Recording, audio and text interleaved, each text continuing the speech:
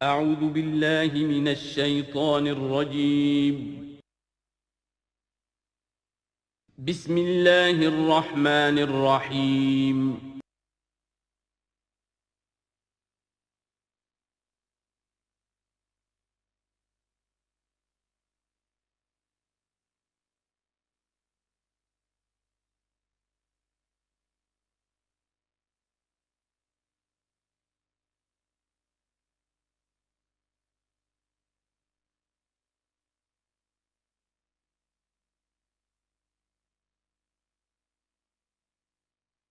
الحمد للہ وکفا والصلاة والسلام علی عباده الذین اصطفیٰ، خصوصاً علی افضلہم وخاتم النبیین محمد الامین وعلی آلہ وصحبہ اجمعین. اما بعد فاعوذ باللہ من الشیطان الرجیم. بسم اللہ الرحمن الرحیم. افتطمعون ان یؤمنوا لکم وقد کان فریق منہم یسمعون کلام اللہ ثم یحرفونہ من بعد ما عقلوہ وہم یعلمون. صدق اللہ العظیم. رب اشرح لی صدری ویسر لی امری واحلل عقدۃ من لسانی یفقہوا قولی. اللہم ربنا الہمنا رشدنا واعذنا من شرور انفسنا. اللہم ارنا الحق حقا وارزقنا اتباعہ وارنا الباطل باطلا وارزقنا اجتنابہ. اللہم وفقنا لما تحب وترضى. اللہم ربنا آنس وحشتنا فی قبورنا وارحمنا بالقرآن العظیم. اللہم اجعلہ لنا اماما ونورا وہدا ورحمہ. اللہم ذکرنا منہ ما نسینا وعلمنا منہ ما جہلنا وارزقنا تلاوته آناء اللیل وآناء النہار واجعلہ لنا حجتا یا رب العالمین آمین. اب تک ہم نے سورہ بقرہ کے 8 رکوع اور اس پر مستضاد صرف 3 آیات کا مطالعہ کیا ہے. آج میں چاہتا ہوں کہ ہماری رفتار قدرے تیز ہو. تو یہ جو سلسلہ مضمون چل رہا ہے، خطاب بے امت سابقہ امت مسلمہ بنی اسرائیل، ان کے ساتھ خطاب کا سلسلہ سورہ بقرہ میں 5ویں رکوع سے شروع ہوا اور 15ویں رکوع کے آغاز تک چلے گا. یہ 10 رکوع ہیں. عرض کر چکا ہوں بار بار، اور اس کو میں چاہتا ہوں آپ اچھی طرح ذہن نشین کر لیں کہ اس میں سے پہلا رکوع جو ہے وہ دعوت کا ہے، وہ بہت فیصلہ کن ہے. یہی وجہ ہے کہ دیکھیے اس رکوع کا آغاز ہوا یا بنی اسرائیل اذکروا نعمتی التی انعمت علیکم واوفوا بعہدی اوف بعہدکم وایای فارہبون. اور خود بخود ظاہر ہو رہا ہے اسلوب کلام سے کہ اگلے رکوع سے بات کا رنگ بدل گیا ہے. یا بنی اسرائیل اذکروا نعمتی التی انعمت علیکم وانی فضلتکم علی العالمین واتقوا یوما لا تجزی نفس عن نفس شیئا ولا يقبل منها شفاعة ولا يؤخذ منها عدل ولا هم ينصرون. یہ تہدید کا انداز ہے، دھمکی کا انداز ہے. تو میں نے عرض کیا تھا کہ 5واں رکوع اس خطاب میں بمنزلہ فاتحہ ہے، بہت اہم ہے. اور بقیہ جو 9 رکوع ہیں ان میں بریکٹ کا انداز ہے کہ 2 آیتوں سے بریکٹ شروع ہوتی ہے، انہی 2 آیتوں پر بریکٹ ختم ہوگی. یہ ملامت کا خطاب ہے اور ان کے خلاف ایک مفصل فرد قرارداد جرم جو ہے وائد کی گئی ہے، جس کے نتیجے میں وہ اس منصب سے معزول کر دیے گئے جس پر 2000 برس سے فائز تھے.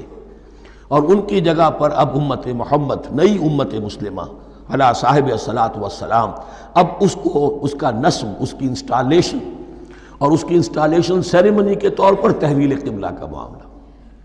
یہ ربط کلام اگر سامنے نہ رہے تو انسان کھو جاتا ہے قرآن مجید کی طویل صورتوں کو پڑھتے ہوئے کہ بات کہاں سے چلی تھی، کدھر جا رہی ہے، کیا ربط ہے، کیا تعلق ہے، سیاق کلام کیا ہے. اس کو میں اس لیے بار بار، حالانکہ مجھے معلوم ہے کہ وقت کم ہے، لیکن میں اس چیز کو زیادہ اہمیت دے رہا ہوں. اب ان 9 رکوعوں کے مضامین میں کچھ تو واقعات ہیں، تم نے یہ کیا، تم نے یہ کیا، تم نے یہ کیا. ظاہر بات ہے ترجمہ تو کرنا ہوگا، کچھ مختصر وضاحت بھی کرنی ہوگی، لیکن ان کے تفصیل میں جانے کی ضرورت نہیں ہے.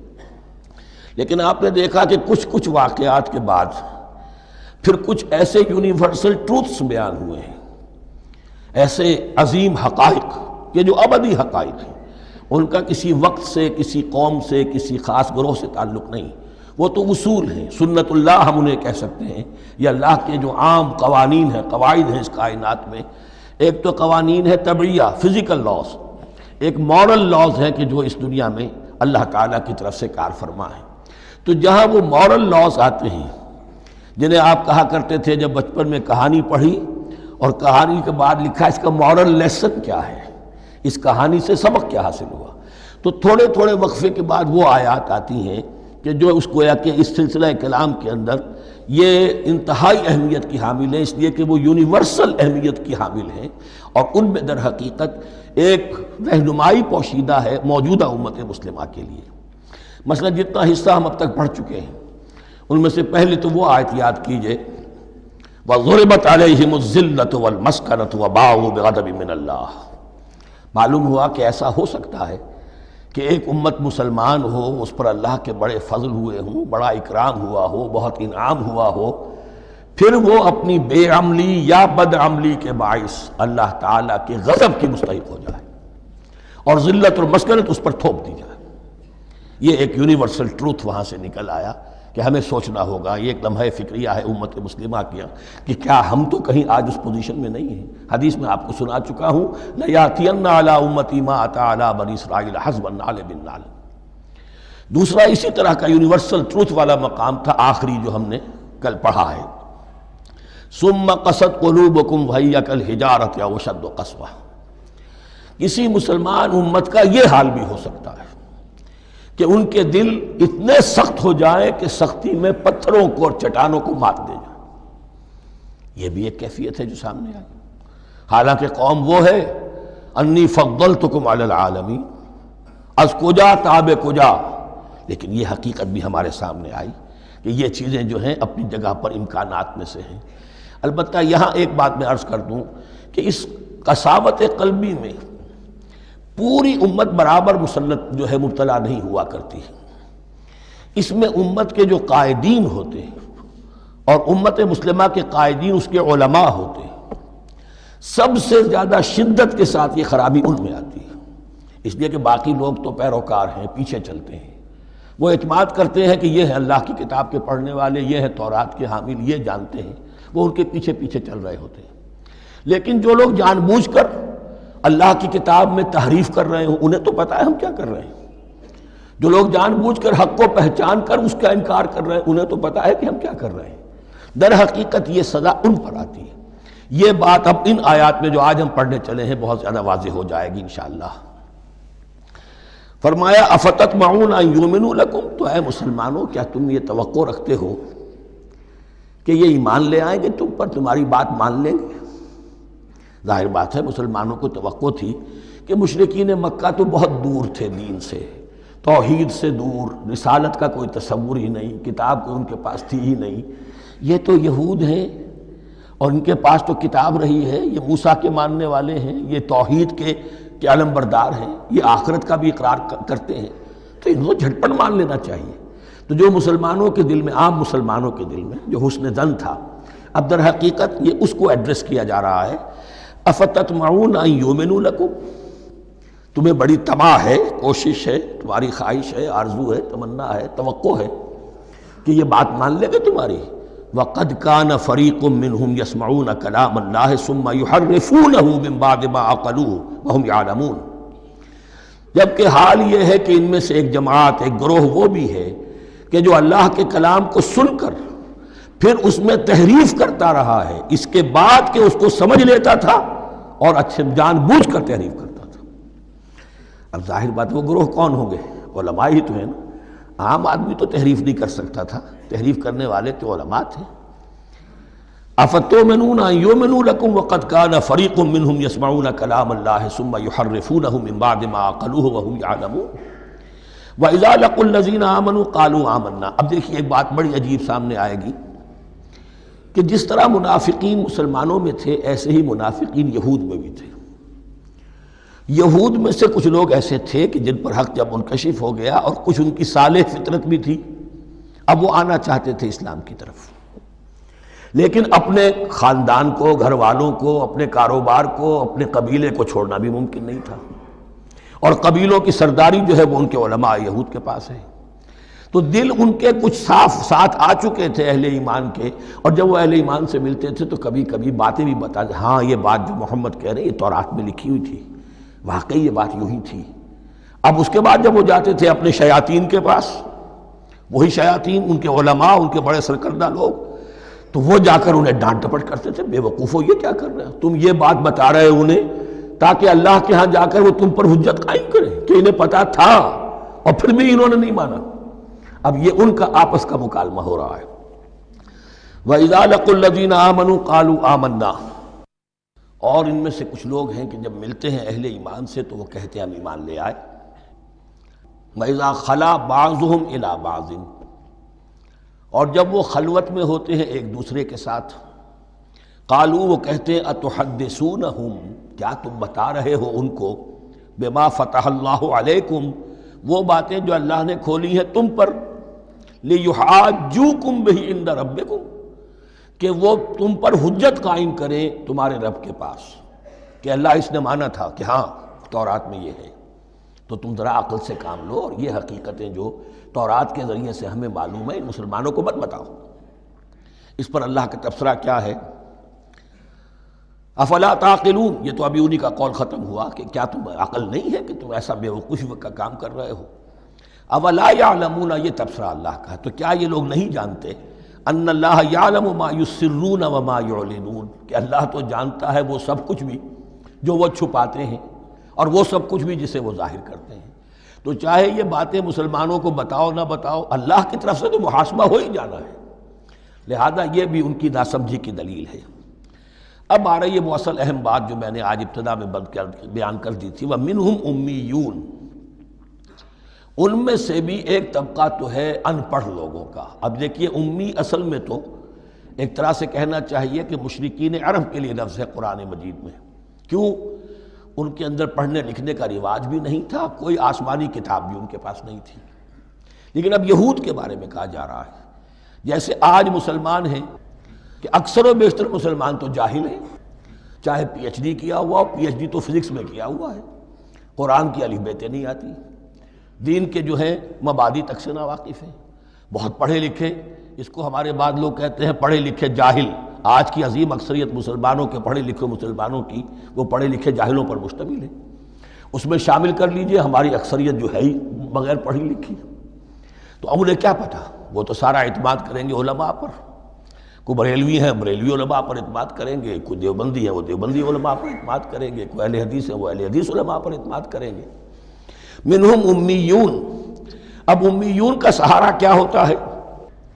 منہم امیون لا یعلمون الکتاب الا امانیہ، وہ کتاب سے تو واقف نہیں ہوتے، اپنی کچھ خواہشات ہیں کہ جن کو جانتے ہیں۔ یہ خواہشات بعد میں کھل جائے گا، یہ خواہشات کیا ہیں؟ ہم تو اسرائیلی ہیں، ہم تو اللہ کے محبوب ہیں، ہم تو امت محمد میں ہیں، ہماری تو شفاعت ہو ہی جائے گی، یہ امانی ہے۔ تلک امانیہم، اور ہمیں تو جہنم میں داخل کیا بھی تو تھوڑے سے عرصے کے لیے، ہمیں نکال لیا جائے گا، یہ امانی ہے۔ تو ان کے پاس تو یہ تو ان امانی، امنیہ کہتے ہیں خواہش، امانی اس کی جمع ہے، یہ اپنی خواہشات، انگریزی کا لفظ صحیح تعبیر کرے گا وشفل تھنکنگ، یہ اپنی اس وشفل تھنکنگ کے سہارے جی رہے ہیں، علم ان کے پاس ہے ہی نہیں۔ وَإِنْهُمْ إِلَّا يَظُنُّونَ، اور وہ نہیں کچھ کر رہے مگر ظن و تخمین، گمان ہے، ان کے اپنے من گھڑت خیالات ہیں۔ فَوَيْلٌ لِّلَّذِينَ يَكْتُبُونَ الْكِتَابَ بِأَيْدِيهِمْ، تو اصل ہلاکت اور بربادی اور ویل کے بارے میں بعض روایات یہ بھی آئی ہیں کہ وہ جہنم کا وہ طبقہ ہے جس سے خود جہنم پناہ مانگتی ہے، سخت ترین۔ تو وہ ویل، وہ تباہی جو ہے ان کے لیے ہے جو کتاب لکھتے ہیں اپنے ہاتھ سے، ثم یقولون ھذا من عند اللہ، اور پھر کہتے ہیں یہ اللہ کی طرف سے ہے، لیشتروا بہ ثمنا قلیلا، تاکہ حاصل کر لیں اس سے کچھ بڑی گھٹیا سی حقیر سی قیمت، یعنی فتویٰ نویسی جس کا معاملہ ہے۔ اب کوئی شخص آیا، اس نے ایک رائے پوچھی، انہوں نے اپنا جو بھی ہے وہ لکھا، کہا یہی دین کا تقاضا ہے، بس یہی علم ہے، یہی اللہ کی بات ہے۔ اب اس میں کتنا کچھ واقعتاً انہوں نے صحیح بات کہی ہے، کتنی ہٹ درمی سے کام لیا ہے، کتنی کسی رشوت کے مبنی کو رائے دی ہے، خود بدلتے نہیں قرآن کو بدل دیتے ہیں، ہوئے کس درجہ فقیہان حرم بے توفیق، تو یہ ان کے علماء کا کردار تھا۔ ثم یقولون ھذا من عند اللہ لیشتروا بہ ثمنا قلیلا فویل لہم مما کتبت ایدیہم، تو ہلاکت اور بربادی ہے ان کے لیے اس چیز سے کہ جو ان کے ہاتھوں نے لکھی، وویل لہم مما یکسبون، اور ان کے لیے ہلاکت اور بربادی ہے اس کمائی سے جو وہ کر رہے ہیں۔ یہ سارا دھندا جو ہے فتویٰ فروشی کا اور دین فروشی کا، اس کے لیے تباہی وہ اپنے لیے مول لے رہے ہیں، اس سے کوئی ان کو اللہ تعالیٰ کے ہاں کوئی اجر و ثواب نہیں ملے گا۔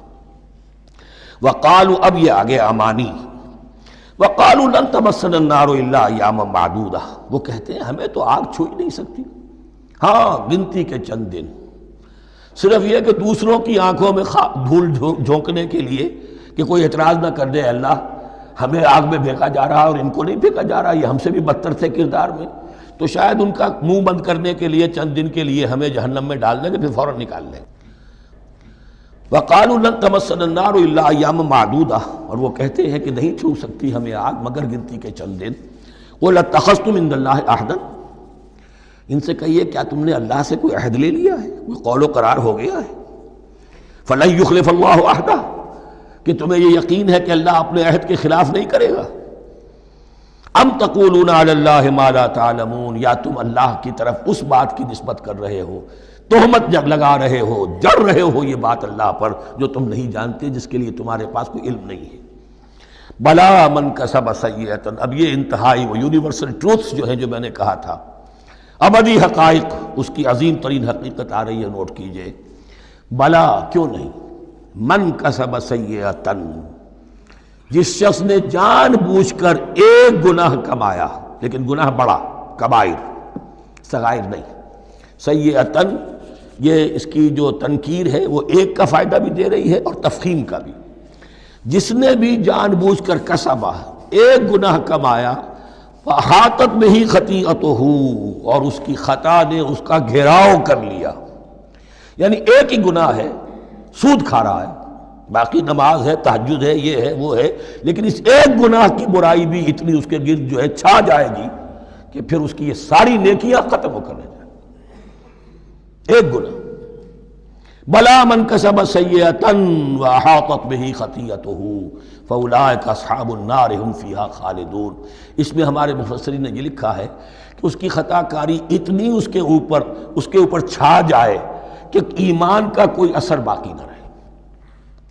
اور المعاصی برید الکفر، یہ علماء کے ہاں اصول ہے کہ یہ جو گناہ ہوتے ہیں یہ ڈاک ہے کفر کی، ہوتے ہوتے گناہ پر مداومت اگر اس پر چلتا ہے تو اصل میں ہوتے ہوتے ہوتا یہ ہے کہ اسے پتہ بھی نہیں ہوتا، وہ اپنے آپ کو مسلمان سمجھتا ہے، اندر سے ایمان ختم ہو چکا ہوتا ہے۔ دیمک کی طرح جو ہے وہ دروازے کی چوکھٹ جو ہے کھائی گئی، اوپر صرف ایک ونیئر لگا ہوا ہے جو نظر نہیں آ رہا۔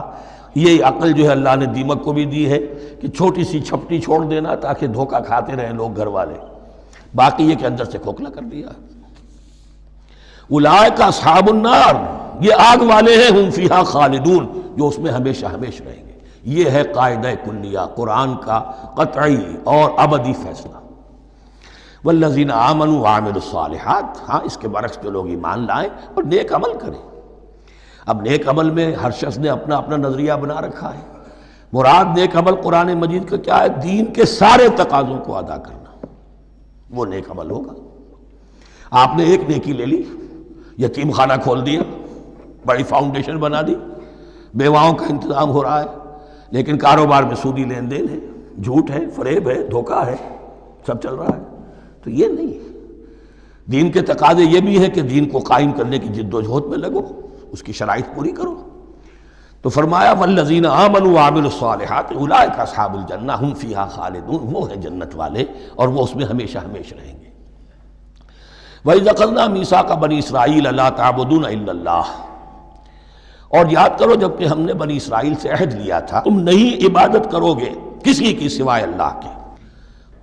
وَبِالْوَالِدَيْنِ إِحْسَانًا، اور اس کے ساتھ دوسرا حکم، اور یہ اہم مقام ہے کہ اللہ کے حق کے فوراً بعد والدین کے حق کا ذکر قرآن مجید میں 4 مقامات پر آیا، ان میں سے ایک مقام یہ ہے وبالوالدین احسانا، والدین کے ساتھ نیک سلوک کرو گے، وذی القربیٰ اور قرابت داروں کے ساتھ بھی، والیتامیٰ اور یتیموں کے ساتھ بھی، والمساکین اور محتاجوں کے لیے بھی، وقولوا للناس حسنا اور لوگوں سے اچھی بات کہو، اچھی بات کہو، صحیح بات کہو، امر بالمعروف کرتے رہو، نیکی کی دعوت دیتے رہو، وَأَقِیمُوا الصَّلَاةَ وَآتُوا الزَّکَاۃَ اور نماز قائم کرو، قواعد قائم رکھو اور زکوٰۃ ادا کرو گے، یہ گویا کہ معاہدہ ہو رہا ہے۔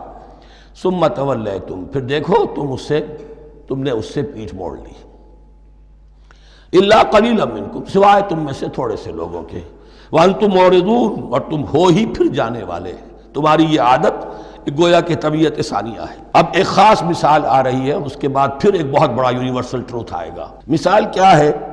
اللہ نے ان سے ایک عہد لیا تھا، وَإِذْ أَخَذْنَا مِيثَاقَكُمْ ہم نے تم سے یہ عہد بھی لیا تھا، لَا تَسْفِكُونَ دِمَاءَكُمْ دیکھو اپنا خون نہیں بہاؤ گے، یعنی آپس میں جنگ نہیں کرو گے، لڑو گے نہیں، تم بنی اسرائیل ایک وحدت بن کر رہو گے، جیسے کہ قرآن مجید میں آیا ہے إِنَّمَا الْمُؤْمِنُونَ إِخْوَةٌ تم بھائی بھائی ہو، لَا تَسْفِكُونَ دِمَاءَكُمْ اپنا خون نہیں بہاؤ گے، وَلَا تُخْرِجُونَ أَنفُسَكُم مِّن دِيَارِكُمْ اور نہ ہی تم نکالو گے اپنے کچھ لوگوں کو ان کے گھروں سے۔ اب یہاں مجھے وضاحت کرنی پڑے گی ورنہ بات سمجھ میں نہیں آئے گی کہ جب حضرت یوشع ابن نون کی سرکردگی میں بنی اسرائیل نے فلسطین کو فتح کرنا شروع کیا اور سب سے پہلے جیریکو فتح کیا گیا شہر، اس کے بعد جب سارا فلسطین فتح کر لیا تو انہوں نے ایک مرکزی حکومت قائم نہیں کی، 12 قبیلوں نے 12 حکومتیں بنا لی، جیسے 12 چشمے تھے پانی کے ویسی 12 حکومتیں۔ اب ظاہر بات ہے جہاں 12 حکومتیں ہوں گی تو وہ طوائف الملوکی جس کو کہتے ہیں، آپس کی کھٹ پٹ ہوتی تھی، جنگیں ہوتی تھیں، پھر ان میں سے ایک دوسرے پر حملہ کر کے وہاں کے لوگوں کو نکال باہر کرتے تھے، بھاگنے پر مجبور کر دیتے تھے، تو یہ تھی ان کی کیفیت۔ لیکن اس کے بعد پھر جب وہ لوگ چلے گئے کہیں کفار کے ملک میں چلے گئے، اب کفار میں جو ہے ان کو لا کر اور ان کے سامنے ان کے ہاں بیچنا چاہا، چونکہ غلام بن گئے وہاں جا کر یا انہوں نے غلام بنا لیا، تو اب فدیہ دے کر چھڑا رہے ہیں کہ ہمیں حکم دیا گیا ہے کہ جو بھی تمہارا اسرائیلی بھائی ہو اس کو فدیہ دے کر چھڑا لو اگر کہیں وہ اسیر ہو جائے۔ تو ایک حکم کو تو مانا نہیں اور دوسرے پر عمل ہو رہا ہے۔ حکم تو یہ تھا کہ آپس میں خون ریزی کرو ہی نہیں، وہ اس حکم کو تو توڑ دیا، لیکن بڑے متقیانہ انداز میں اب جو اس وقت اس کی وجہ سے جو غلام بن گئے یا اسیر ہو گئے اب ان کو چھڑوا رہے کہ اللہ کا حکم ہے، شریعت کا حکم ہے۔ یہ ہے وہ تضاد جو مسلمان امتوں کے اندر ہو جاتا ہے، اس پر آئے گا وہ یونیورسل ٹروتھ۔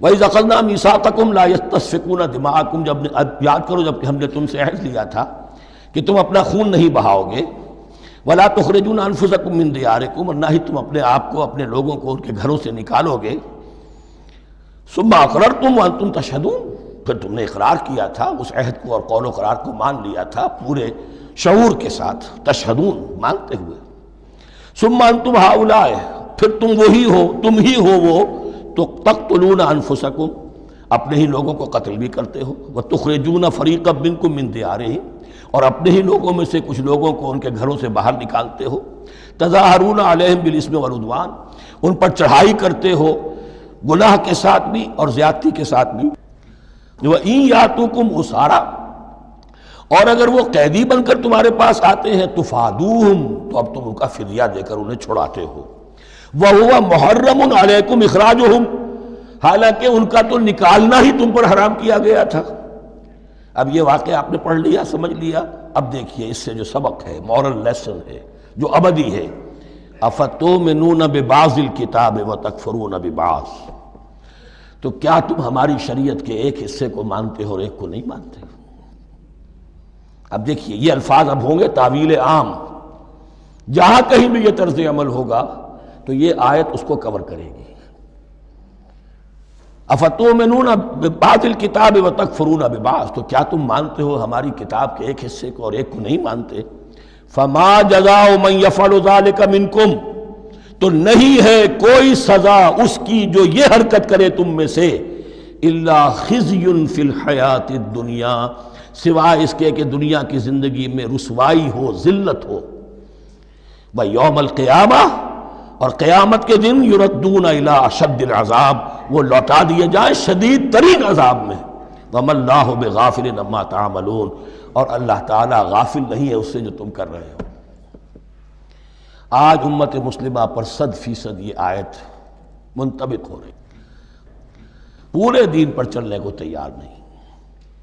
ہر گروہ نے کوئی ایک شے حلال کر لی اپنے لیے۔ ملازم پیشہ طبقہ ہے، رشوت حلال ہے، کیا کرے، اس کے بغیر گزارا نہیں ہوتا۔ کاروباری طبقہ ہے، سود کیا کرے، اس کے بغیر تو یہ کاروبار چلتا نہیں۔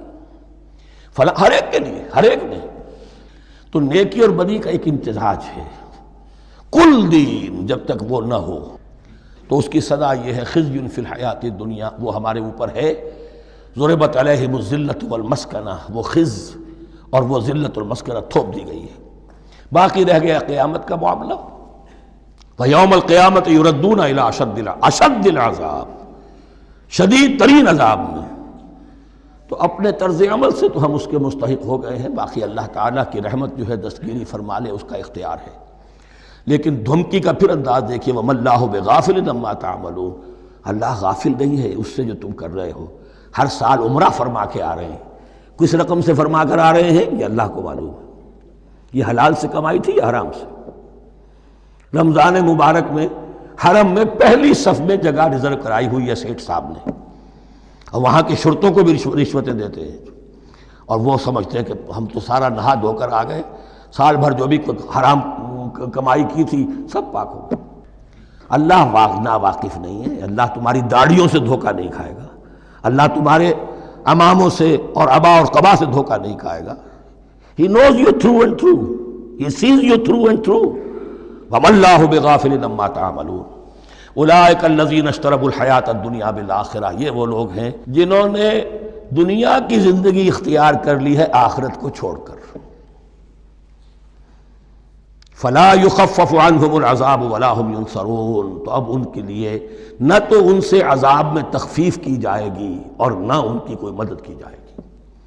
وَلَقَدْ آتَيْنَا مُوسَى الْكِتَابَ وَقَفَّيْنَا مِن بَعْدِهِ بِالرُّسُلِ، اور ہم نے موسیٰ کو کتاب دی تورات، اور قفینا من بعدہ بالرسل، اور پھر اس کے بعد پے بپے لگاتار ہم رسول بھیجتے رہے۔ ایک بات نوٹ کر لیجئے گا، لفظ رسول اور لفظ نبی میں کچھ فرق ہے، اس وقت تفصیل میں جانے کا موقع نہیں ہے، لیکن یہ تین جوڑے الفاظ کے ایسے ہیں قرآن مجید کی اصطلاحات کے کہ وہ تینوں مترادف کے طور پر بھی استعمال ہو جاتے ہیں اور علیحدہ علیحدہ اپنا مفہوم بھی رکھتے ہیں۔ اور اس کا ایک اصول یہ علماء نے بنایا ہے کہ اذا اجتمع تفرقا واذا تفرقا اجتمع۔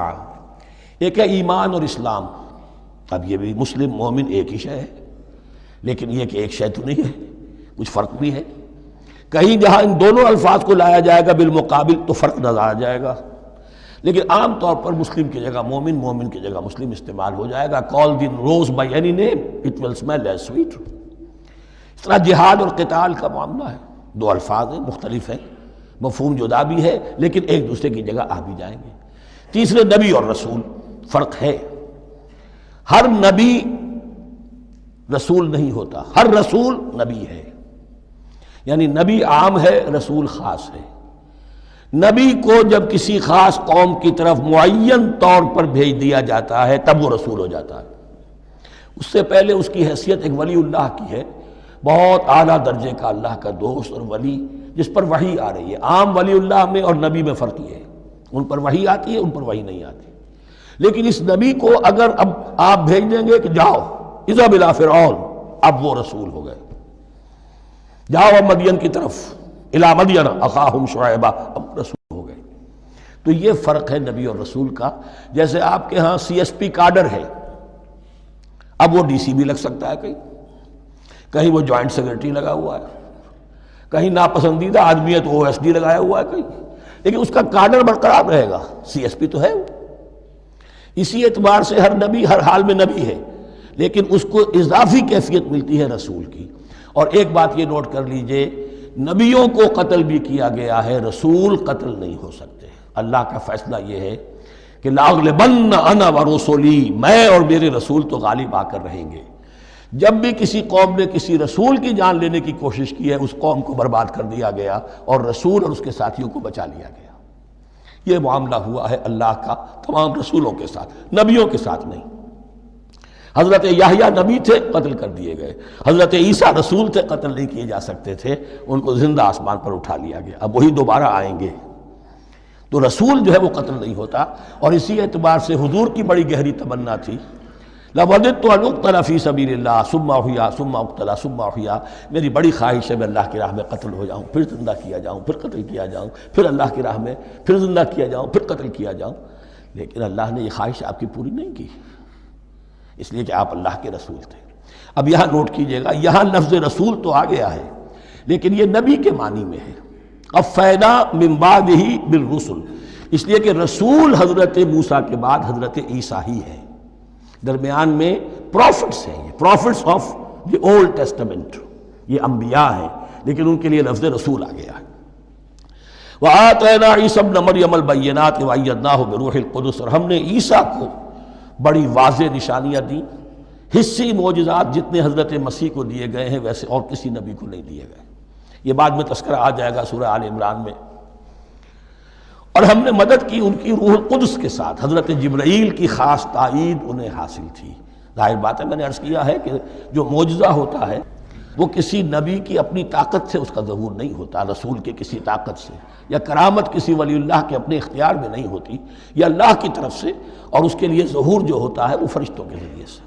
أَيَّدْنَاهُ بِرُوحِ الْقُدُسِ أَفَكُلَّمَا جَاءَكُمْ رَسُولٌ بِمَا لَا تَهْوَىٰ أَنفُسُكُمْ.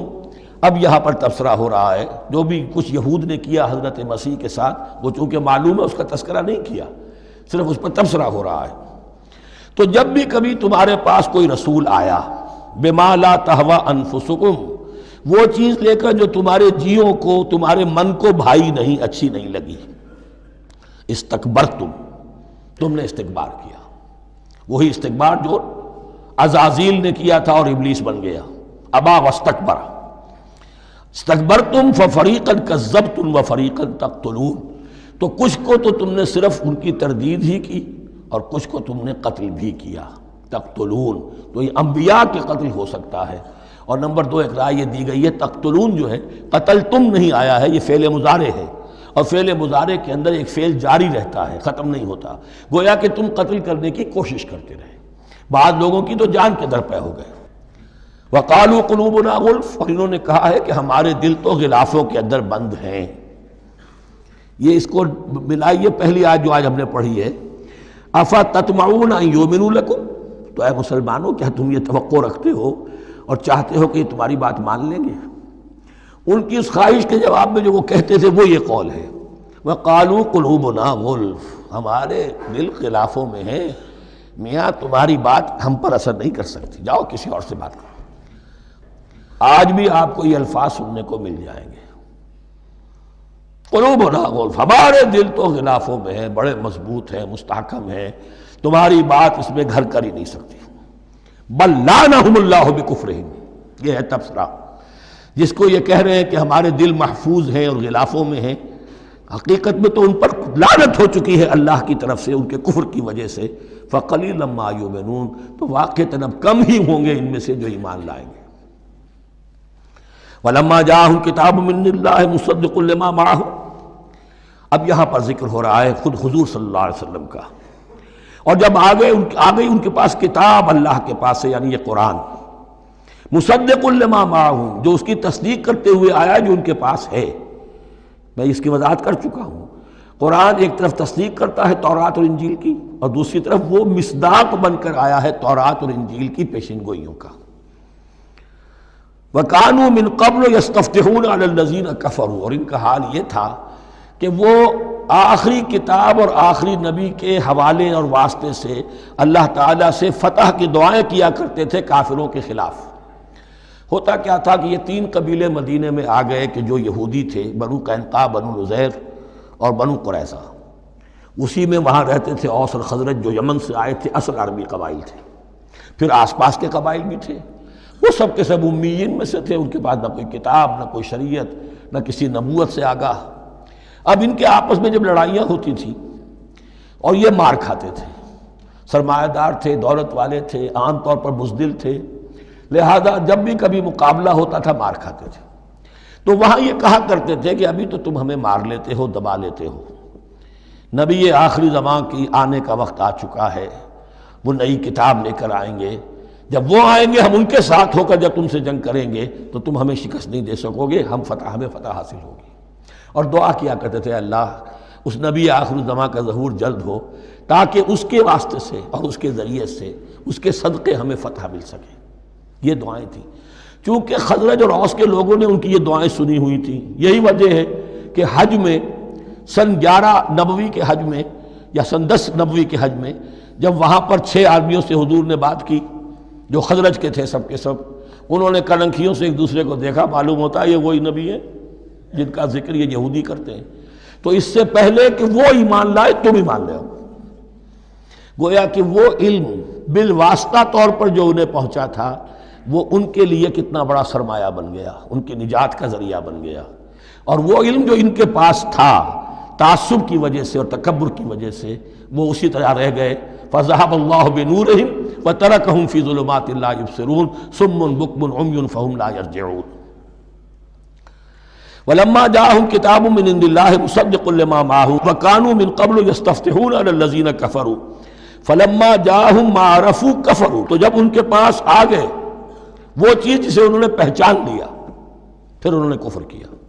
فَلَعْنَةُ اللَّهِ عَلَى الْكَافِرِينَ، تو اللہ کی لعنت ہے ایسے کافروں پر۔ بِئْسَ مَا اشْتَرَوْا بِهِ أَنفُسَهُمْ أَن يَكْفُرُوا بِمَا أَنزَلَ اللَّهُ بَغْيًا أَن يُنَزِّلَ اللَّهُ مِن فَضْلِهِ عَلَى مَن يَشَاءُ مِنْ عِبَادِهِ، بہت بری شے ہے جس کے عوض کہ انہوں نے اپنی جانوں کو فروخت کر دیا، یعنی دنیا کا حقیر سا نفع، یہاں کی حقیر سی مسندیں، یہاں کا جو بھی چودراہٹیں ہیں، جو بھی ان کی حیثیت ہے، صرف اس کا قربانی دینے کو تیار نہیں، یہی تو سبب ہے، اس کی وجہ سے کفر کر رہے ہیں پہچان کر۔ تو بری ہے وہ شے جس کے لیے انہوں نے اپنے آپ کو بیچ دیا۔ ان یکفروا، کہ وہ کفر کر رہے ہیں اس وجہ سے، بما انزل اللہ بغیا، جو اللہ نے نازل فرمایا ہے، اور کفر کیوں کر رہے ہیں اس زدم زدہ میں، ان ینزل اللہ من فضلہ علی من یشاء من عبادہ، کہ اللہ تعالیٰ نے نازل کر دیا ہے اپنے اس فضل میں سے اپنے بندوں میں سے جس پر چاہا۔ وہ اس امید میں تھے کہ وہ اسرائیلی ہی ہوگا۔ جب 1400 برس تک نبوت ہمارے پاس رہی، اب فترت کا زمانہ ہے، 600 برس گزر گئے، اب آخری نبی آنا ہے، ان کو گمان یہ تھا وہ ہم میں سے ہی ہوگا۔ یہاں یہ ہوا کہ یہ رحمت اللہ کی اور یہ فضل جو ہے بنی اسماعیل پر ہو گیا۔ اس کی وجہ سے زدم زدہ بغین، اس بغین کے لفظ کو اچھی طرح نوٹ کر لیجئے، یہ اختلاف جو ہوتا ہے دین میں اس کا اصل سبب یہ بغین کا لفظ آئے گا بار بار قرآن مجید میں۔ یہ بغین کیا ہے؟ جس سے عہد حاضر کے ایک خاص جو مکتب فکر ہے سائیکالوجی کا، ایڈلر کا، اس میں یہ قرار دیا گیا ہے کہ انسان کے جو موٹیوز ہیں، جو اس کا انسٹنکٹس ہیں، ان میں ایک بہت پاورفل موٹیو جو ہے to dominate, urge to dominate. میں اس کی بات کیوں مانوں، یہ کیوں نہ میری مانے، یہ ڈومینیشن۔ تو بغین، بغیا کے معنی بھی ہے حد سے بڑھنا، تجاوز کرنا، تو وہ اپنی حد سے بڑھ کر دوسروں کے اوپر روب گاٹھنے کے لیے یہ سارا انہوں نے کیا، اس وجہ سے کہ بنی اسماعیل کے ایک شخص محمد صلی اللہ علیہ وسلم پر اللہ تعالیٰ نے یہ رحمت نازل فرما دی۔ فَبَاءُوا بِغَضَبٍ عَلَىٰ غَضَبٍ، تو وہ لوٹے غضب پر غضب لے کر، یعنی تہ بر تہ غضب ہے ان پر اللہ تعالیٰ کا۔ وَلِلْكَافِرِينَ عَذَابٌ مُّهِينٌ، اور ایسے کافروں کے لیے اہانت آمیز، مہین اہانت سے بنا ہے، اہانت آمیز عذاب ہے۔ وَإِذَا قِيلَ لَهُمْ آمِنُوا بِمَا أَنزَلَ اللَّهُ، اور جب ان سے کہا جاتا ایمان لاؤ اس پر جو اللہ نے نازل فرمایا، قَالُوا نُؤْمِنُ بِمَا أُنزِلَ عَلَيْنَا، ہم ایمان رکھتے ہیں اس پر جو ہم پر نازل ہوا۔ وَيَكْفُرُونَ بِمَا وَرَاهُ، اور وہ کفر کر رہے ہیں جو اس کے پیچھے ہے۔ انہوں نے انجیل کا کفر کیا، حضرت مسیح کو نہیں مانا، انہوں نے محمد کا کفر کیا ہے صلی اللہ علیہ وسلم، اور قرآن کو نہیں مانا۔ وَهُوَ الْحَقُّ مُصَدِّقًا لِمَا مَعَهُمْ، اور وہ کفر کر رہے ہیں حالانکہ وہ حق ہے، سچ ہے، درست ہے، اور تصدیق کرتے ہوئے آیا ہے اس کی جو ان کے پاس ہے۔ قل، اے نبی ان سے کہیے، فَلِمَ تَقْتُلُونَ أَنبِيَاءَ اللَّهِ، یہاں وہ لفظ واضح ہو گیا، تو پھر کیوں تم قتل کرتے رہے ہو اللہ کے نبیوں کو، من قبل، اس سے پہلے۔ ایسے ہی حق پرست ہو، ایسے ہی جو کچھ تم پر نازل کیا گیا اس پر ایمان رکھنے والے ہو، تو تم نے نبیوں کو کیوں قتل کیا؟ تم نے زکریا کو کیوں قتل کیا علیہ الصلوۃ والسلام؟ تم نے یحییٰ کو کیوں قتل کیا علیہ الصلوۃ والسلام؟ تمہارے تو ہاتھ جو ہے نبیوں کے خون سے آلودہ ہیں۔ فَلِمَ تَقْتُلُونَ أَنْبِيَاءَ اللَّهِ مِنْ قَبْلِ إِن كُنتُم مُؤْمِنِينَ، اگر واقعتاً تم ایمان والے ہو. وَلَقَدْ جَاءَكُم مُوسَىٰ بِالْبَيِّنَاتِ، تمہارے پاس موسیٰ آئے تھے کھلی تعلیمات لے کر، واضح معجزے لے کر. ثُمَّ اتَّخَذْتُمُ الْعِجْلَ مِن بَعْدِهِ، پھر تم نے اس کے بعد اس کی غیر حاضری میں بچھڑے کو اپنا معبود بنا لیا. وَأَنْتُمْ ظَالِمُونَ، اور تم ظالم ہو. وَإِذْ أَخَذْنَا مِيثَاقَكُمْ وَرَفَعْنَا فَوْقَكُمُ الطُّورَ، یاد کرو جب کہ ہم نے تم سے عہد لیا تھا اور تمہارے اوپر کوہ طور کو معلق کر دیا تھا. خُذُوا مَا آتَيْنَاكُمْ بِقُوَّةٍ، پکڑو اس کو مضبوطی کے ساتھ جو ہم نے تمہیں دیا ہے. وَاسْمَعُوا، اور سنو. قَالُوا سَمِعْنَا وَعَصَيْنَا، انہوں نے کہا ہم نے سنا اور نافرمانی کی. یہ ان کی ایک اور بیماری تھی، الفاظ کو ذرا سا چکر دے کر ایسے پڑھنا کہ مفہوم جو ہے بالکل بدل جائے. کوئی اعتراض کہے تو کہے گا کوئی شخص کہ اپنے کانوں کا جا کے میل نکلوائیے، میں نے تو اطعنا کہا تھا، آپ کو عصینا سننے میں آ گیا. لیکن وہ اپنے لوگ جو ہوتے تھے ان کے منافقوں کے، اور آپس میں جو ہوتے تھے وہی منافق اس وقت حضرت موسیٰ کے ساتھ کردار تو ایک ہی رہا ہے ہمیشہ سے. اس کردار کے لوگ جو ہیں یہ حرکتیں کرتے تھے، اور پھر ان سے سرزنش کی جاتی کہ بھائی ہم نے تو کہا تھا سمعنا واطعنا، آپ کے اپنی سماعت میں کوئی خلل ہوگا. قالوا سمعنا وعصینا، ہم نے سنا اور ہم نے رد کیا، نافرمانی کی. وَأُشْرِبُوا فِي قُلُوبِهِمُ الْعِجْلَ بِكُفْرِهِمْ، اور ان کے اس کفر کی پاداش میں یا کفران نعمت کی سزا کے طور پر ان کے دلوں میں بچھڑے کی محبت اور تقدس جو ہے وہ پلا دیا گیا. قُلْ بِئْسَ مَا يَأْمُرُكُمْ بِهِ إِيمَانُكُمْ إِن كُنتُم مُؤْمِنِينَ، کہیے ان سے بری ہیں یہ باتیں، برا ہے وہ جس کا کہ حکم دے رہا ہے تمہیں تمہارا ایمان کے ساتھ یہ حرکتیں. ان کنتم مومنین، اگر تم مومن ہو تو کیا ایمان کے ساتھ یہ حرکتیں ممکن ہوتی ہیں؟ قل ان كانت لكم الدار الآخرة عند الله خالصة من دون الناس فتمنوا الموت ان كنتم صادقین. پھر یہ ایک یونیورسل ٹروتھ آ رہا ہے بہت اہم، اس کو کرتے ہوئے خود انٹروسپیکشن کی ضرورت ہے پڑھتے ہوئے، کیونکہ ان کا یہ خیال تھا نحن ابناء اللہ واحباؤہ، ہم تو اللہ کے بڑے چہیتے ہیں، بڑے لاڈلے ہیں، اولیاء ہیں، ہم پسندیدہ لوگ ہیں. We are the chosen people of the Lord, یہ ان کا کہنا جو ہے یہ تو ان کی بڑی کھلی بات ہے. اور ان کا کہنا ہے کہ آخرت کا گھر تو ہمارے لیے ہے ہی ہے، اٹھا لو. اب دیکھیے لٹمس ٹیسٹ ان کے سامنے رکھا جا رہا ہے، لیکن یہ لٹمس ٹیسٹ میرے اور آپ کے لیے بھی ہے. قل ان كانت لكم الدار الآخرة عند الله خالصة من دون الناس، اے نبی ان سے کہیے کہ اگر تمہارے لیے آخرت کا گھر اللہ کے پاس خالص کر لیا گیا ہے دوسرے لوگوں کو چھوڑ کر، یعنی تمہاری ریزرویشن ہو چکی ہے وہاں، تمہارے لیے تو جنت ہی جنت ہے. فتمنوا الموت ان کنتم صادقین، تو اگر تم سچے ہو تو تمہیں موت کی تمنا کرنی چاہیے، موت کی تمنا کرو. اگر اتنا ہی یقین ہے جنت میں داخل ہونے کا تو دنیا میں رہنا تم پر گراں ہونا چاہیے.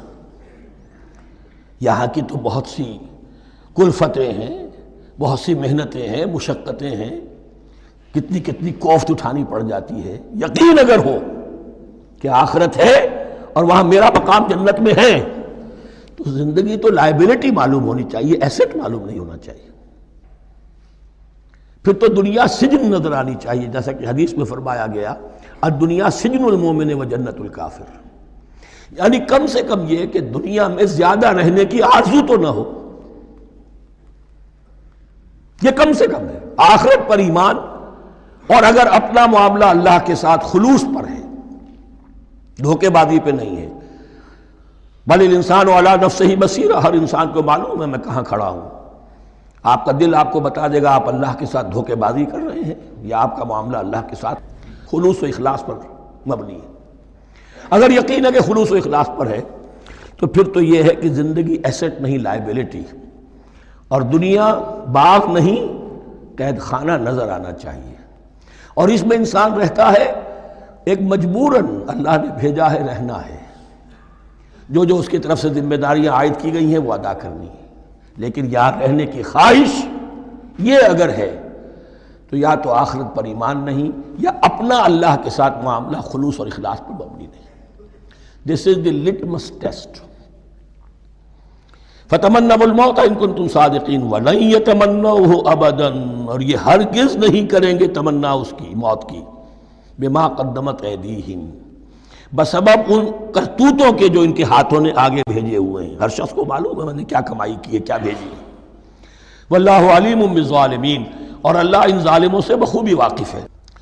وَلَتَجِدَنَّهُمْ أَحْرَصَ النَّاسِ عَلَىٰ حَيَاةٍ، اور تم انہیں دیکھو گے اس دنیا کی زندگی پر تمام انسانوں سے بڑھ کر حریص ہیں۔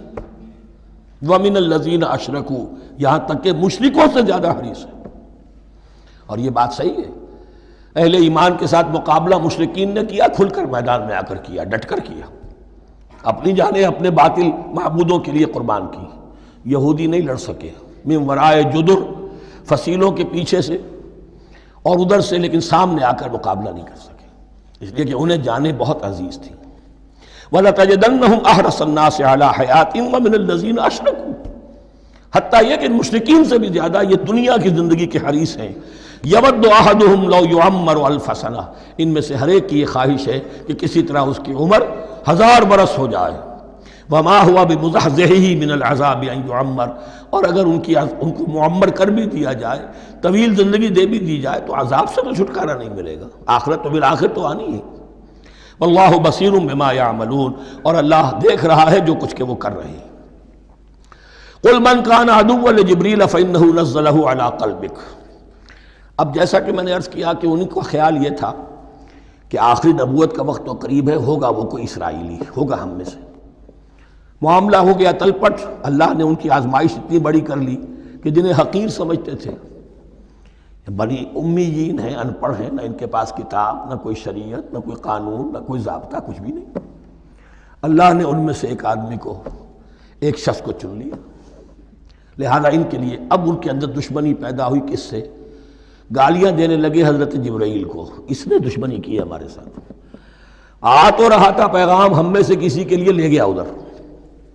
اور یہ بات آپ کو شاید بڑی عجیب لگے، لیکن یہ کہ شیخ احمد سرہندی رحمۃ اللہ علیہ نے اپنے مکاتیب میں یہ لکھا ہے کہ اہل تشیع کا ایک فرقہ ایسا بھی رہا ہے، میں نہیں جانتا کہ آج بھی ہے یا نہیں ہے، جس کو غرابیہ کہتے تھے۔ غرابیہ، ان کا عقیدہ یہ تھا کہ حضرت محمد صلی اللہ علیہ وسلم اور حضرت علی رضی اللہ تعالی عنہ، ان کی ارواح بالکل ایک دوسرے کے ایسے مشابہ تھیں جیسے ایک کوہ دوسرے کوے کے مشابہ ہوتا ہے، غراب کوے کو کہتے ہیں۔ تو جبریل دھوکہ کھا گئے، وہ وہی اللہ نے بھیجی تھی علی کے لیے، لے گئے محمد کے پاس صلی اللہ علیہ وسلم۔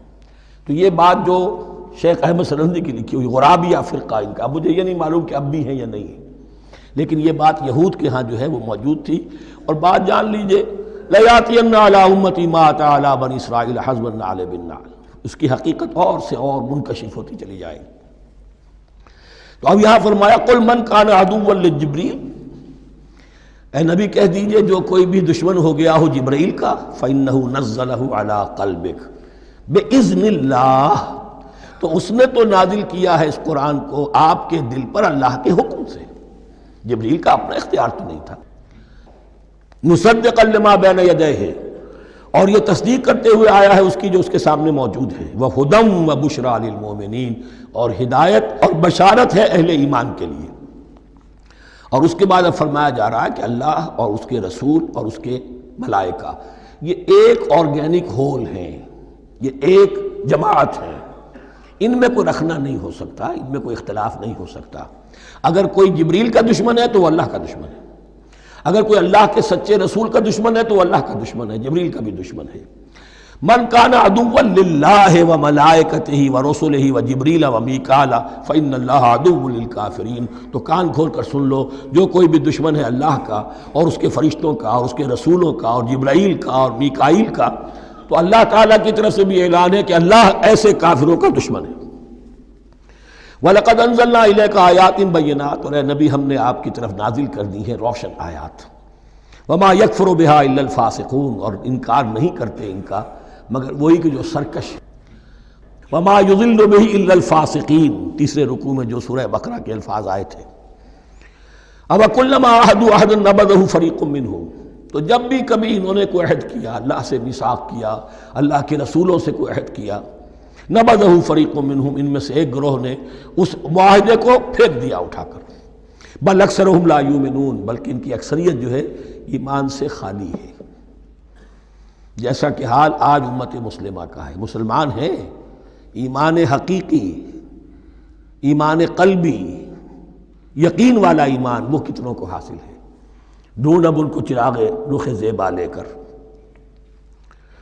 وَلَمَّا جَاءَهُمْ رَسُولٌ مِّنْ عِندِ اللَّهِ مُصَدِّقٌ لِّمَا مَعَهُمْ نَبَذَ فَرِيقٌ مِّنَ الَّذِينَ أُوتُوا الْكِتَابَ، پھر وہی بات، اور جب آئے ان کے پاس اللہ کی طرف سے ایک رسول یعنی محمد صلی اللہ علیہ وسلم، مصدق لما معہم، اور تصدیق کرتے ہوئے آئے ہیں اس کی جو ان کے پاس موجود ہے، ان کے ساتھ ہے، نبذ فریق من الذین اوتوا الکتاب کتاب اللہ وراء ظہورہم، ان کی ایک گروہ، ان کی ایک جماعت نے اللہ کی کتاب کو اپنی پیٹھوں کے پیچھے پھینک دیا، کانہم لا یعلمون، گویا کہ وہ جانتے ہی نہیں، انجانے سے ہو کر رہ گئے، نہیں ہمیں کچھ پتہ نہیں۔ ان کے عوام پوچھتے ہوں گے کیا یہ وہی نبی ہیں جن کا ذکر، نہیں کیا بولے، کوئی یقین سے نہیں کہہ سکتے، کچھ نہیں، ابھی دیکھیں گے، تیل دیکھو، تیل کی دھار دیکھو، کانہم لا یعلمون، جیسے انہیں علم نہیں۔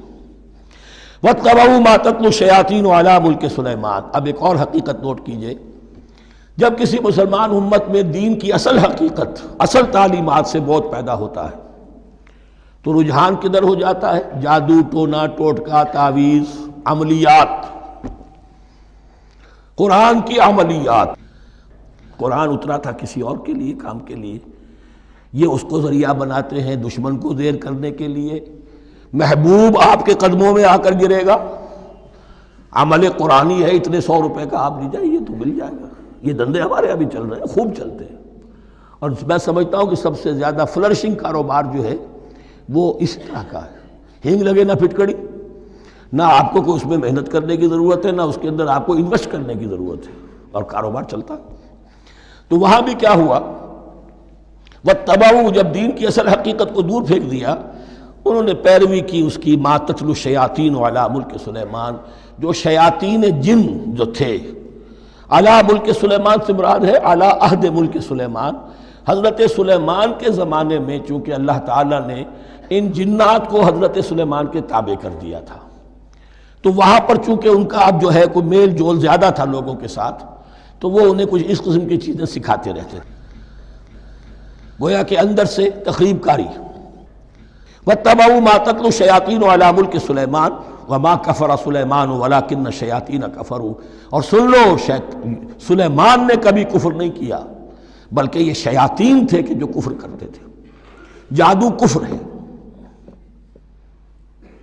لیکن آپ کو نقش سلیمانی آج تک بھی لفظ ملے گا، نقش سلیمانی، آج بھی مسلمان بھی ان چیزوں کو حضرت سلیمان کی طرف منسوب کر رہے ہیں، وہ ظلم اب بھی جاری ہے۔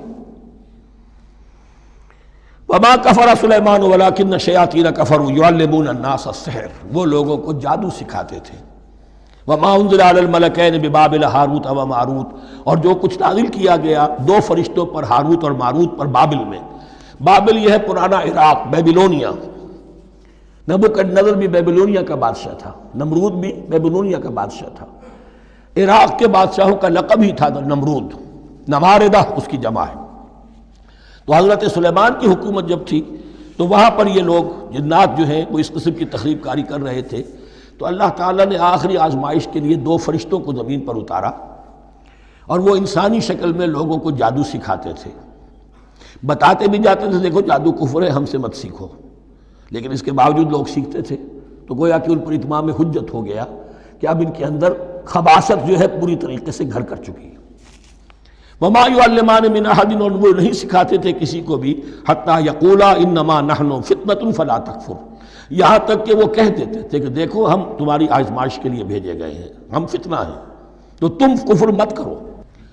فیتعلمون منہما ما یفرقون بہ بین المرء وزوجہ، تو وہ سیکھتے تھے ان دونوں سے وہ شے کہ جس کے ذریعے سے تفریق کر سکیں ایک شخص اور اس کی بیوی کے درمیان، تفرقہ ڈالنا گھروں کے اندر، فساد۔ اب بھی یہ عورتوں کے اندر یہ کام بڑی تیزی کے ساتھ چلتے ہیں، تعویذ اور دھاگے اور کیا کچھ گنڈے چلتے ہیں۔ وما هم بضارین بہ من احد، اور نہیں تھے وہ ضرر پہنچانے والے کسی کو کچھ بھی، الا باذن اللہ۔ ایمان کا تقاضا یہ ہے کہ چاہے کوئی دوا ہو وہ بھی باذن رب کام کرے گی، ورنہ نہیں۔ کوئی اور اسباب طبیعیہ ہیں، ان کے بھی اثرات ظاہر ہوں گے اگر اللہ چاہے گا، اس کے بغیر کچھ نہیں ہو سکتا۔ جادو کا بھی اثر ہوگا تو اللہ کے اذن سے ہوگا۔ تو بندہ مومن کو ڈٹے رہنا چاہیے اور مقابلہ کرنا چاہیے۔ وما هم بضارین بہ من احد الا باذن اللہ ویتعلمون ما یضرهم ولا ينفعهم، اور وہ سیکھتے تھے ان سے وہ چیزیں جو ان کے لیے مضرت بخش تھیں، ضرر پہنچانے والی، اور انہیں نفع نہیں پہنچاتی تھی۔ وَلَقَدْ عَلِمُوا لَمَنِ اشْتَرَاهُ مَا لَهُ فِي الْآخِرَةِ مِنْ خَلَاقٍ، حالانکہ یہ بات ان کے علم میں آ چکی تھی کہ جس نے بھی اس چیز کو حاصل کیا، جادو سیکھا، اس کا پھر آخرت میں کوئی حصہ نہیں ہے۔ وَلَبِئْسَ مَا شَرَوْا بِهِ أَنفُسَهُمْ، اور بری تھی وہ چیز جس کے لیے انہوں نے اپنے آپ کو فروخت کر دیا، لَوْ كَانُوا يَعْلَمُونَ، کاش کہ انہیں علم ہوتا۔ وَلَوْ أَنَّهُمْ آمَنُوا وَاتَّقَوْا، اور اگر وہ ایمان رکھتے اور تقوی کی روش اختیار کرتے، لَمَثُوبَةٌ مِّنْ عِندِ اللَّهِ خَيْرٌ، تو بدلہ پاتے اللہ کی طرف سے بہت ہی اچھا، بہت خیر۔ لَوْ كَانُوا يَعْلَمُونَ، کاش کہ ان کو معلوم ہوتا۔ یا ایھا الذین آمنوا لا تقولوا رائنا وقولوا انظرنا واسمعوا، اب ایک اور مثال ان کی، وہ تو تھے منافقین بنی اسرائیل جن کا ذکر ہوا، سمعنا وعصینا۔ اب یہاں یہ منافقین جو یہاں پر مسلمانوں میں شامل ہو گئے تھے، یہود کے زیر اثر لوگ، اور آ گئے ہیں مسلمانوں میں بھی، اب ان کا معاملہ کیا تھا؟ جب حضور صلی اللہ علیہ وسلم کی محفل میں بیٹھتے تھے تو جیسے ہوتا ہے، آپ نے کوئی بات فرمائی تو اگر فرض کیجئے کہ ادھر کے لوگوں نے نہیں سنی، بات سمجھ میں نہیں آئی، تو وہ ان سے درخواست کرتے تھے رعاینا، حضور ذرا ہماری رعایت کیجئے، بات کو دوبارہ دہرا دیجئے، ہماری سمجھ میں نہیں آیا۔ اب اس کا وہ کیا کرتے تھے یہودی، یا یہ ان کے یہودیوں کے زیر اثر منافقین، رعاینا، اے ہمارے چرواہے، گویا کہ دل میں خوش ہو رہے ہیں، خباثت نفس اس کو غذا مل رہی ہے، ہم نے تو رعاینا کہہ دیا۔ کسی نے اگر ٹوک دیا، بابا میں نے رعاینا کہا تھا، معلوم ہوتا آپ کی سماعت میں کوئی خلل پیدا ہو چکا ہے، یہ انداز۔ تو مسلمانوں سے کہا جا رہا ہے، یہ واحد آیت ہے اس پورے سلسلے میں جس میں خطاب یا ایھا الذین آمنوا سے ہے، لیکن اصل میں روح سخن اب بھی بنی اسرائیل کی شرارت ہے۔ یا ایھا الذین آمنوا لا تقولوا رعاینا وقولوا انظرنا واسمعوا، دیکھو تم اس لفظ ہی کو چھوڑ دو، اے اہل ایمان تم مت کہا کرو رعاینا، تم کہا کرو انظرنا، اے نبی ہماری طرف توجہ فرمائیے، یا ہمیں مہلت دیجیے۔ نظر کے دونوں معنی ہیں، دیکھنا، ہمیں دیکھیے، اور انتظار بھی اسی سے بنا ہے، ذرا سی مہلت دیجیے۔ واسمعوا، اور دوسرے یہ کہ توجہ سے سنا کرو تاکہ دوبارہ پوچھنے کی ضرورت ہی پیش نہ آئے۔ وللکافرین عذاب علیم، اور ان کافروں کے لیے تو دردناک عذاب ہے۔ ما یود الذین کفروا من اہل الکتاب ولا المشرکین ان ینزل علیکم من خیر من ربکم، اور نہیں چاہتے وہ لوگ کہ جنہوں نے کفر کیا ہے اہل کتاب میں سے اور مشرکین میں سے بھی، کہ نازل ہو تم پر کوئی بھی خیر تمہارے رب کی طرف سے۔ یہ اہل کتاب بھی اور مشرکین مکہ بھی، یہ جل رہے ہیں حسد میں، حسد کی آگ میں، کہ یہ کلام پاک تمہیں کیوں دے دیا گیا، یہ آخری منصب نبوت کا جو ہے خاتم النبیین، یہ منصب جو ہے یہ انہیں کیوں مل گیا؟ وہ نہیں چاہتے کہ کوئی بھی خیر اللہ کی طرف سے تمہیں ملے۔ واللہ یختص برحمتہ من یشاء، حالانکہ یہ اللہ کا پریروگیٹو ہے، اللہ کا فیصلہ ہے، اللہ خاص کر لیتا ہے اپنی رحمت کے لیے جس کو چاہے، یہ اس کا فیصلہ ہے۔ واللہ ذو الفضل العظیم، اور اللہ تعالیٰ بڑے فضل والا ہے۔ ما ننسخ من آیت او ننسها نأت بخیر منها او مثلها، ہم نہیں منسوخ کرتے کسی بھی آیت کو یا اسے بھلواتے۔ ایک تو ہے ننسخ، منسوخ کر دینا، ایک ہے حافظے سے ہی کسی کے محو کر دینا۔ ما ننسخ من آیت او ننسها نأت بخیر منها، تو ہم اس کی جگہ پر اس سے بہتر لے آتے ہیں، او مثلها یا ویسی ہی لے آتے ہیں۔ الم تعلم ان اللہ علی کل شیء قدیر، کیا تم یہ نہیں جانتے کہ اللہ تعالیٰ ہر چیز پر قدرت رکھتا ہے، اسے ہر شے کا اختیار ہے۔ الم تعلم ان اللہ لہ ملک السماوات والارض، کیا تم نہیں جانتے کہ اللہ کے لیے ہی اختیار مطلق ہے، بادشاہی ہے آسمانوں اور زمین کی۔ وما لکم من دون اللہ من ولی ولا نصیر، اور نہیں ہے تمہارے لیے اللہ کے سوا کوئی بھی نہ ولی اور نہ مددگار۔ بارک اللہ لی ولکم فی القرآن العظیم ونفعنی وإیاکم بالآیات والذکر الحکیم۔